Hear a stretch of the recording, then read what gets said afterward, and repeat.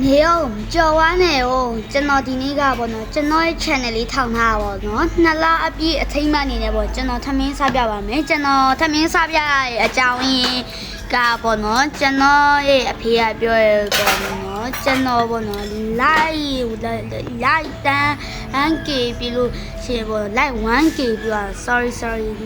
လိုက် 1k ပြီးခဲ့လို့ရှင်ပေါ့နော်ကျွန်တော်ပေါ့နော်စားတောက်ဆိုင်ခေါ်ရမယ်ဆိုပြီးပြောပါရဲ့ကျွန်တော်လည်းအဲ့ကြောင့်ကျွန်တော်လည်းမပြောပါဘူးမပြောပြပြလဲငါလည်းလုပ်ကြည့်မယ်ဆိုပြီးလုပ်ကြည့်ရပါစားပြပါပေါ့နော်ကျွန်တော်ဒီနေ့ကတော့ဘာဟင်းနဲ့စားလဲဆိုရင်ကြက်ကလာတာဟင်းနဲ့စားပါလေအခုကပေါ့နော်စားပြနေအရှမ်းကောင်းနေပေါ့နော်အဲ့ဟာလေးကအရှမ်းကောင်းနေပေါ့နော်အားလုံးပေါ့နော်လက်ပါလို့ရှင်ပေါ့နော်လက်မပါလို့ရှင်ပေါ့နော် subscribe လေးနဲ့လက်မလေးကိုနှိပ်ခဲ့ပေးဖို့အနှူးညိုတောင်းမှရပါတယ်ပြီးကြလို့ရှင်ပေါ့နော်ဗီဒီယိုလည်း view ညအောင်လို့ပေါ့နော်တခြားသူတွေလည်းကြည့်ခိုင်းဖို့အကြံပေးခြင်းပါတယ်ဘာဖြစ်လို့လဲဆိုရှင်ပေါ့နော်ကျွန်တော်ကပေါ့နော်အတစ်တည်းလည်းတိတ်မလုပ်တတ်သေးဘူးဆိုတော့ပေါ့နော်ကျွန်တော်ကပေါ့နော်စူးစမ်းပြီးလုပ်ပြမှာပဲဖြစ်ပါတယ်ပေါ့နော်ကျွန်တော်ရဲ့နာမည်ကပေါ့နော် TLKHA ဖြစ်ပြီးတော့ကျွန်တော်ကရန်ကုန်မှာနေပါတယ်ကျွန်တော်အခုပေါ့နော်ကျွန်တော်အခုတောက်ပြနေဟင်းရပေါ့နော်ကြက်ကလာတာဟင်းရပေါ့နော်ကြက်ကိုပြုတ်ပြီးတော့မှပြန်ချက်ထားရဲ့ဟင်းဖြစ်တဲ့အတွက်ကြောင့်မလို့ collagen ဓာတ်အပြည့်ဝရ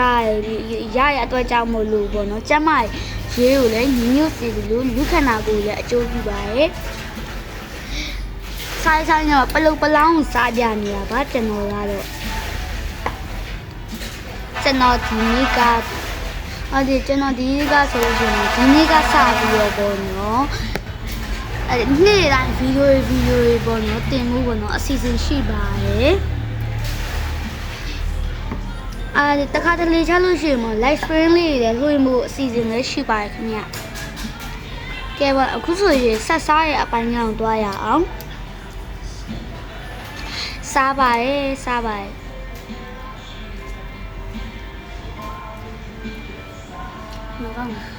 ကဲအရင်ကောင်းပါခင်ဗျာကဲပေါ့အခုဆိုချွေးစီလည်းပြန်လာပြီပေါ့နော်နေရာဒီလည်းရောက်လို့ရှင်ပေါ့နေရာဒီလည်းရောက်နေပြီပို့မှုလို့ပေါ့နော်ပူနေပြီပူနေပါတယ်ပန်ကားလေးစပုံစံလေးပေးကြပါလို့ကျွန်တော်အခုအရန်ပူနေပါတော့ချွေးစီပါပြန်နေပေါ့နော်ကျွန်တော်ကင်မရာထဲမှာမို့လို့ပါတကယ်အပြင်မှာပေါ့နော်ကျွန်တော်ချွေးစီပြန်နေပါတယ်ကဲပေါ့နော်ချွေးစီပြန်နေပေါ့နော်ပြီးကြတော့ကျွန်တော်ကပေါ့နော်ဆက်စားရထပ်စားရပြီးကြတော့ကျွန်တော်ကပေါ့နော်မမြင်ရမှာဆိုလို့ပေါ့နော်ကျွန်တော်လုပ်ပေးပါတယ်ကဲပေါ့နော်ကျွန်တော်ကပေါ့နော်အဲ့ကြက်ကရောပေါ့နော်တိတ်ပြီးရောမနူးကြီးရတတ်တာမျိုးလို့ပေါ့နော်အဲ့မနူးတနူးပဲစားလို့ကောင်းပါတယ်ပေါ့နော်ကြက်ကနူးရရှိပြေးရဲသွားတာမို့လို့ပါ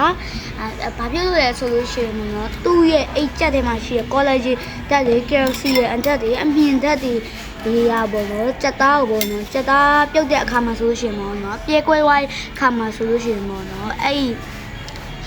collagen ဟင်းလုပ်တဲ့ဥစ္စာပဲကောင်းမာရပေါ့နော် collagen ဟင်းလုပ်တဲ့သူတွေပဲကောင်းမာရပေါ့နော်ဘာဖြစ်လို့လဲဆိုလို့ရှိရင်တော့ကျွန်တော်ကအဲ့ကြက်သားပြည့်ကိုမကြိုက်လို့ပါပေါ့ကြက်သားမဆက်လေးကိုကြိုက်တာမို့လို့ပေါ့ကျွန်တော်ကပေါ့နော်မကြက်တကြက်မာလေးပဲစားလို့ကောင်းတာမို့လို့ပါ